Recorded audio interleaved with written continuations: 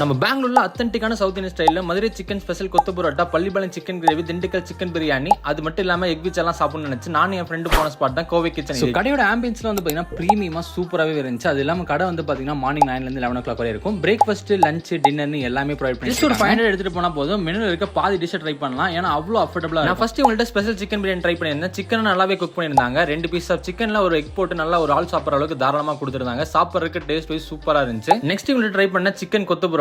பஞ்சு மாதிரி இருக்க பரோட்டா 4 தட்டு தட்டி அது கூட நல்லா பிச்சு போட்டு பரோட்டால குழம்பு கலக்கி எல்லாம் ஊத்தி அது கூட அடிச்சு கொடுத்தாங்க. சாப்பிட்றதுக்கு டேஸ்ட் எல்லாம் பயங்கரமா இருந்துச்சு. இது ஒரு மஸ்ட் ட்ரை. ஸ்டார்டர்ஸ்க்கு உங்கள்ட்ட ட்ரை பண்ண இந்த பள்ளிப்பாளையம் சிக்கன் கிரேவிலாம் வந்து பாத்தீங்கன்னா நல்லா பட்டர் போட்டு நல்லா பெப்பர்லாம் தூக்கலா போட்டு அது ஒரு அத்தன்டிக்கான ஸ்டைல்ல கொடுத்துருந்தாங்க. சாப்பிடும் போது டேஸ்ட் எல்லாம் வந்து அப்படியே பக்காவா. கண்டிப்பா ரேட்டிங்க்கு 5க்கு 4.5 கொடுப்பேன். ஃபைனலா உங்கள்ட்ட எக் விச் பரோட்டா, குழம்பு கலக்கி எல்லாம் வாங்கியிருந்தேன். சாப்பிட்றதுக்கு எல்லாமே தாறுமாறா பயங்கரமா மிரட்டி விட்டுட்டாங்க. பெங்களூர்ல ஒயிட் ஃபீல்ட் மார்த்தாலி பக்கம்லாம் இருக்கீங்கன்னா தமிழ்நாடு ஸ்டைல சாப்பிட்றதுக்கு ஒரு பக்காவான ஸ்பாட் இந்த கோவைக்கு. மறக்காம